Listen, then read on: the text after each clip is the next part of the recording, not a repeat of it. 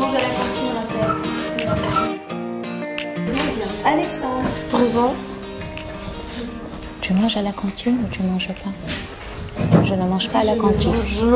Je mange pas à la cantine. Très bien, merci Alexandre.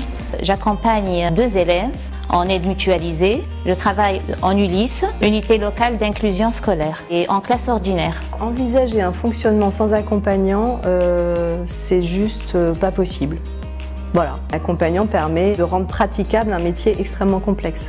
Ce qui est très important, c'est de pouvoir communiquer avec l'accompagnant avant la journée pour expliquer le déroulé et les objectifs qu'on imposera à l'enfant pour qu'il puisse s'adapter après, qu'on puisse faire comme un débriefing et savoir est-ce que ça s'est passé comme nous on l'avait prévu.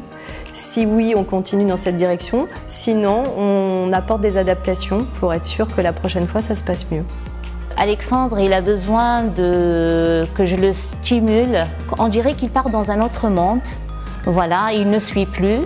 Et il faut chaque fois que je lui rappelle, je lui dis, même par des gestes, je lui dis Alexandre, tu dois écouter, je lui fais des signes pour le recentrer et pour qu'il suive voilà, l'enseignante ou qu'il m'écoute moi-même quand je lui rappelle ce qu'il doit faire exactement.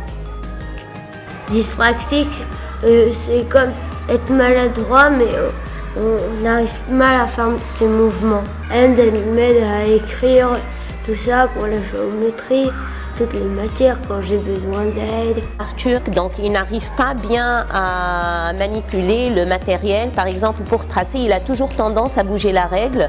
Donc pour éviter ça, on lui demande juste de souligner avec un stabilo boss pour l'aider un peu. Ce qui est écrit en dessous.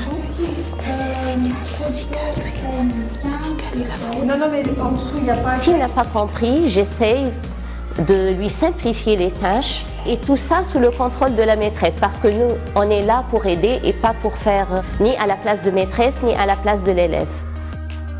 Quand End est là, c'est bien plus efficace qu'elle est à côté de lui à reprendre avec lui les consignes, les demandes de présentation, ce qu'il faut écrire.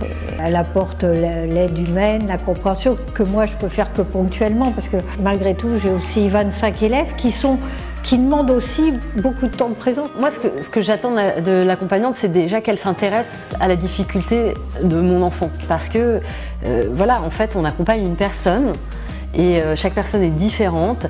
Donc, en fait, il faut avoir une attention, pas seulement pour le handicap, mais pour la personne, pour l'enfant, quoi. Moi, j'aime beaucoup mon métier, j'aime ce que je fais. Il n'y a pas mieux que d'aider les autres.